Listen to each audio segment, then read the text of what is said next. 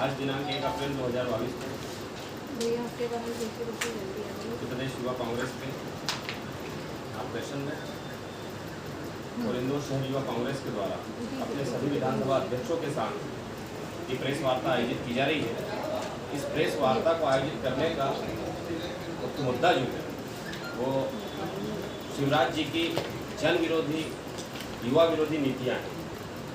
शिवराज जी के कार्यकाल में पूर्व में भी और वर्तमान में भी कई घोटाले परीक्षाओं के अंतर्गत पाए गए हैं और पाए जा रहे हैं।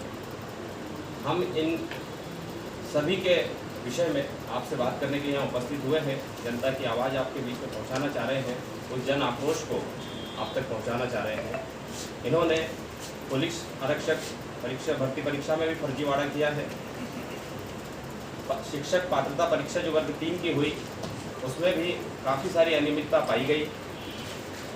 इसके अलावा कृषि विस्तार अधिकारी परीक्षा में भी इनके द्वारा काफ़ी अनियमितता की गई और उसे निरस्त किया गया। अन्य जो है आज की स्थिति, कई लोग 35 लाख युवा बेरोजगार पंजीकृत हैं, ये सरकारी आंकड़ा है, और 50 से 70 लाख युवा बेरोजगार की स्थिति में हैं।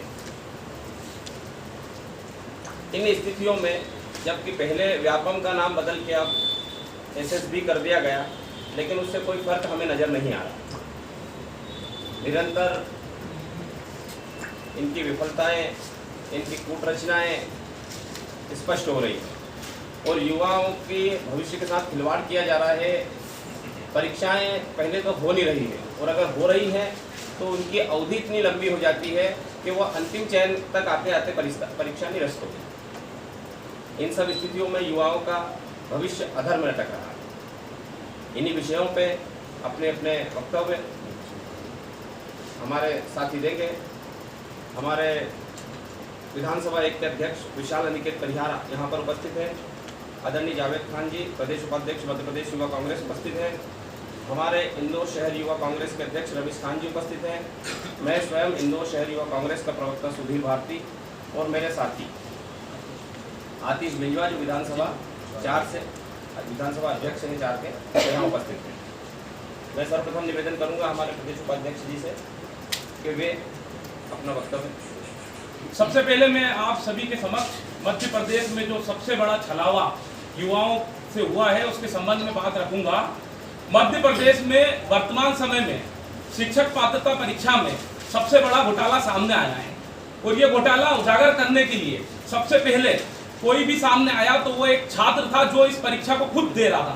उस छात्र का नाम मदन मोहन दोहरे था और वो छात्र ट्रेन में जाते जाते उसने जब देखा कि किस प्रकार से मध्य प्रदेश के मुख्यमंत्री जी के OSD लक्ष्मण सिंह के द्वारा एक घोटाला किया गया है और उस घोटाले को उस छात्र को पता चला। जब उसको पता चला तो उसके पश्चात उस छात्र ने उस स्क्रीनशॉट को सभी मोबाइल पर भेज दिया और इस प्रकार से घोटाला उजागर हुआ। इसके बाद अन्य प्रकार से तथ्य सामने आए। किस प्रकार से मंत्री गोविंद सिंह जी के ज्ञानवीर महाविद्यालय सागर में यह घोटाला हुआ था, इसकी परत खुली। ये ज्ञानवीर महाविद्यालय मंत्री गोविंद सिंह जी के बेटे का है, वो संचालित करते हैं इसे।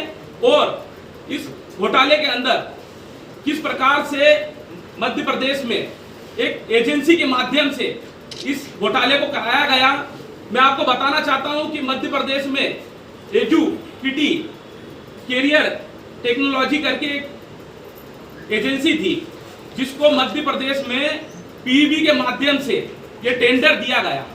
और आपको बताना चाहता हूं कि सबसे चौंकाने वाली बात यह है कि जो एजेंसी को टेंडर दिया गया था उस एजेंसी ने एक ब्लैक लिस्ट कंपनी को ये टेंडर सौंप दिया। उसका नाम साई एजुकेटर था और इस एजेंसी साई एजुकेटर के बारे में आपको बताना चाहता हूं कि ये किस प्रकार की एजेंसी थी। राजस्थान में नीट का पर्चा लीक हुआ था और नीट का पर्चा जब लीक हुआ था तब इस एजेंसी का नाम उजागर हुआ था। और उसके बाद भी मध्य प्रदेश के मुख्यमंत्री किस प्रकार से असंवेदनशील थे कि PEB के माध्यम से इस प्रकार के घोटाले को कराया गया। सर्वप्रथम इस घोटाले को इसलिए कराया गया कि मध्य प्रदेश में मुख्यमंत्री जी का पुराना घोटाला सुनाता है और व्यापम घोटाला जिस प्रकार से हुआ था उसी की तर्ज पे ये घोटाला किया गया। मैं मुख्यमंत्री जी से सवाल पूछना चाहता हूं कि उनके ओएसडी का बार बार नाम इस प्रकार के घोटाले में क्यों आता है? मंत्री गोविंद सिंह जी का इस घोटाले से क्या नाता है? ज्ञानवीर महाविद्यालय का इस घोटाले में नाम आया है, उनके बेटे का इस घोटाले में नाम आया है। सवाल का जवाब वो देंगे। और जो एजेंसी को उन्होंने ये काम सौंपा था, उसके पीछे किसके इशारे पे ये काम किया गया है? सर्वप्रथम हम लोगों की मांग इस मामले में यह है कि इस मामले की सीबीआई जांच हो और मदन मोहन नाम का जो विद्यार्थी था उसकी जान को खतरा है तो उसको सुरक्षा दी जाए। मुख्यमंत्री जी नैतिकता के नाते अपने पद से इस्तीफा दें और गोविंद सिंह जी का भी इस्तीफा होना चाहिए। धन्यवाद। आप सबका मैं बहुत स्वागत करता हूं। आज यूथ कांग्रेस की प्रदेश भर में सभी जिलों के अंदर प्रेस कॉन्फ्रेंस हो रही है। इस प्रेस कॉन्फ्रेंस का एक ही उद्देश्य है कि युवाओं के साथ जो छलावा मध्य प्रदेश सरकार में किया जा रहा है उस पर आप सबका ध्यान आकर्षित करना है। जैसा मेरे भाई और मध्य प्रदेश यूथ कांग्रेस के प्रदेश उपाध्यक्ष जावेद जी ने आपको बताया कि शिक्षा के विषय पर मुख्यमंत्री जी किस तरीके से लापरवाही बरत रहे हैं। ऐसे बहुत सारे मुद्दे जो युवाओं से रिलेटेड है, इस सरकार से रिलेटेड है, हमारे प्रदेश से रिलेटेड है, उसको लेकर आज यहाँ पर हम सब इकट्ठे हुए हैं। मैं जैसे पुलिस आरक्षण फर्जीवाड़ा, मध्य प्रदेश में आरक्षकों की भर्ती में बड़े पैमाने पर फर्जीवाड़ा हुआ। 601 रिटायर्ड सैनिकों की भर्ती होनी थी लेकिन एक भी नहीं हुई। MAPIT Madhya Pradesh agency for promotion of information technology ने की। इस एजेंसी ने उनको क्लीन चिट दे दी। क्लीन चिट कैसे मिल सकती है जबकि 76 नंबर का जो व्यक्ति है वो नॉट क्वालिफाइड है और 64 नंबर का जो व्यक्ति है उसको सिलेक्ट कर लिया गया। ये साफ धांधल जो बचा रखी है इनने, इस पर ध्यान आकर्षित करता है। जो जांच एजेंसियां हैं वो भी उन्हें क्लीन चिट देती जबकि ऐसे प्रमाण हमारे पास मौजूद है। 8930 8,930 महिलाओं का चयन करना था, सिर्फ 3694 महिलाओं का ही चयन हुआ है जबकि 30% आरक्षण के हिसाब से 8,930 महिलाओं का सिलेक्शन होना था। इसके अंदर भी फर्जीवाड़ा हुआ है। तो ऐसे अनेकों जो युवाओं से जुड़े हुए मुद्दे हैं उसको लेकर यूथ कांग्रेस ने आज यहाँ पे प्रेस कॉन्फ्रेंस करी है और आगामी समय के अंदर हम यूथ कांग्रेस सड़कों पर उतरकर इन मुद्दों पर हमारी जो लड़ाई, हमारी जो कर्तव्य बनता है हम उसका वो करेंगे। हमारे साथ हमारे प्रवक्ता साथी हैं, वो अन्य विषयों पर आपका ध्यान आकर्षित करेंगे। सुधीर जी। नमस्कार साथियों, जैसा कि मेरे प्रदेश उपाध्यक्ष जी, शहर अध्यक्ष जी ने बताया कि किस प्रकार इनके द्वारा शिक्षक पात्रता परीक्षा और पुलिस भर्ती परीक्षा में फर्जीवाड़ा किया गया। मैं एक और विषय पर आपका ध्यान आकर्षित करना चाहता हूँ। कृषि विस्तार अधिकारी की एक परीक्षा हुई थी। व्यावसायिक परीक्षा मंडल के द्वारा जो कार्य किया गया है, जो घोटाले किए गए हैं, उनकी आज सिर्फ माननीय मुख्यमंत्री जी तक ही सीमित नहीं है। आदरणीय शिवराज जी के अलावा माननीय VD शर्मा जी तक भी ये बात जाती है, जिसमें कृषि विस्तार अधिकारी में टॉप 10 जो कैंडिडेट रहे हैं वो एक ही जाति के हैं, एक ही कॉलेज के हैं और विडंबना ये है कि सभी के अंक और गलतियां भी समान हैं। और इसमें युवा कांग्रेस के द्वारा पहले इन सभी लोगों का जिनका चयन हुआ था उनकी फोटो माननीय VD शर्मा जी के साथ हमारे द्वारा प्रस्तुत की गई है। तो कहीं ना कहीं ये यहाँ कहीं ना कहीं इनकी सबकी मिली भगत चल रही है, जिससे कि युवाओं का भविष्य अधर में जा रहा है। और सबसे बड़ी बात यह है कि उस परीक्षा को निरस्त किया गया, और अगर उस परीक्षा को आपने निरस्त किया है तो जिम्मेदारों पर अभी तक कार्रवाई क्यों नहीं की गई? आज दिनांक तक उस परीक्षा के निरस्तीकरण के बाद किसी भी जिम्मेदार अधिकारी या दोषियों पर कार्रवाई नहीं करना, यह सरकार का इन सब में मिला होने का रवैया बताता है। और ये सब कूट रचना, ये सब छल, ये सब प्रपंच, ये सारे घोटाले, ये सब सरकार के संरक्षण में चल रहे हैं। मेरे साथी आतिश बिजवा जी, विधानसभा चार के अध्यक्ष, आपको अगले विषय पर संबोधित करें। धन्यवाद। मैं आप सभी का स्वागत करता हूं। मैं ये कहना चाहता हूं कि प्रदेश में बेरोजगारी का स्तर बढ़ते जा रहा है। अभी 35 लाख लोग रोजगार कार्यालय में पंजीकृत है और प्रदेश में 50 से 70 लाख लोग बेरोजगार है। बेरोजगारी के साथ में एक अंडर एम्प्लॉयमेंट भी एक बहुत बड़ी समस्या है, जिसके कारण यहाँ का युवा पलायन होकर मध्य प्रदेश को छोड़ के दूसरे शहरों में जा रहा है। तो हमारी कुछ मांग भी है गवर्नमेंट से, वो ये है कि यहाँ पे गवर्नमेंट एमपी डोमिसाइल के लोग को प्रायोरिटी दे गवर्नमेंट जॉब के लिए। और वे एक सुझाव ये है कि प्रदेश में कुछ जो मुख्य सिटीज़ है उसको 24/7 ओपन करा जाए, ताकि रोजगार की व्यवस्थाएं बढ़े, निजी और सरकारी व्यवस्था दोनों में। बेरोजगारी एक ऐसा मुद्दा है जिसको अगर काबू में नहीं किया जाए तो यहाँ के जो स्टूडेंट है वो आत्महत्या और क्रिमिनल की रेस में आगे बढ़ने की कोशिश करते हैं और उसका भविष्य बिगड़ता है।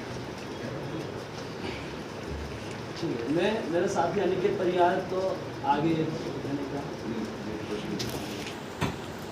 आप सभी को मैं बताना चाहता हूं कि कुछ प्रश्न और भी हैं कि किस प्रकार से लक्ष्मण सिंह जो एसडी हैं मुख्यमंत्री जी के, उनके पास ये स्क्रीनशॉट कहां से आए।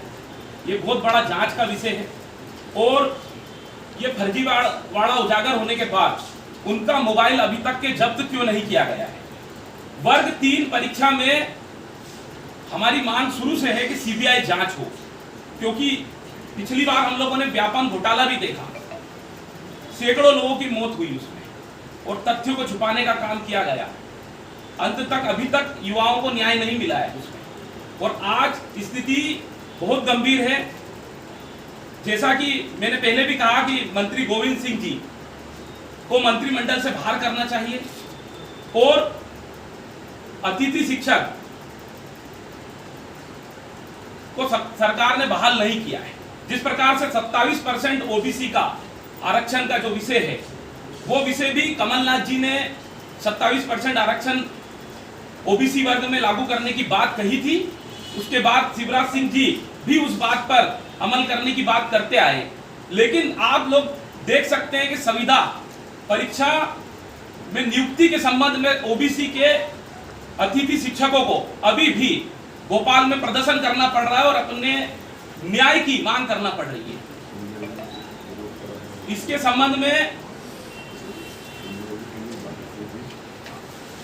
संबंध में आप एक चीज और भी देख सकते हैं कि किस प्रकार से इनकी पार्टी के नेता माननीय सिंधिया जी की बात मैं कर रहा हूं, उन्होंने भी इस विषय को उठाया था।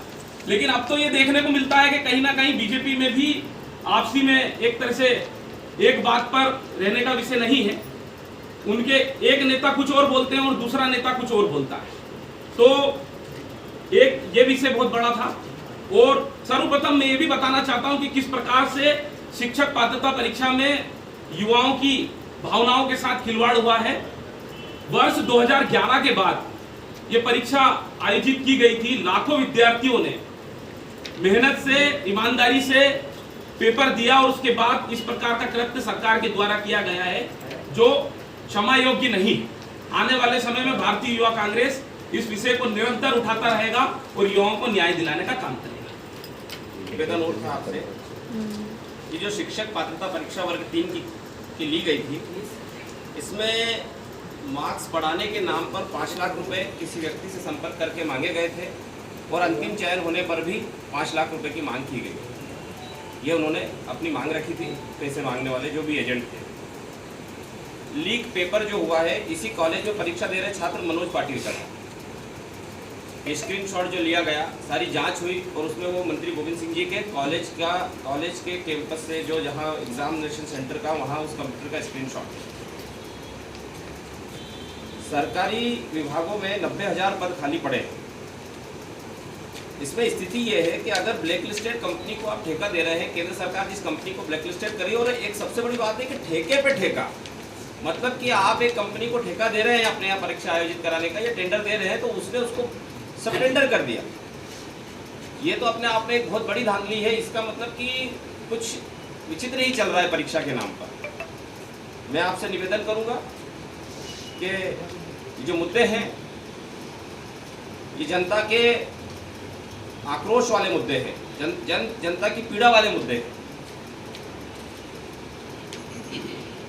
धन्यवाद। जैसा कि सभी विषयों पर हमारे सभी साथियों ने, प्रवक्ता भाई सुधीर भारती जी, हमारे प्रदेश उपाध्यक्ष जावेद खान जी, हमारे विधानसभा अध्यक्ष जी ने आपका ध्यान आकर्षित करा।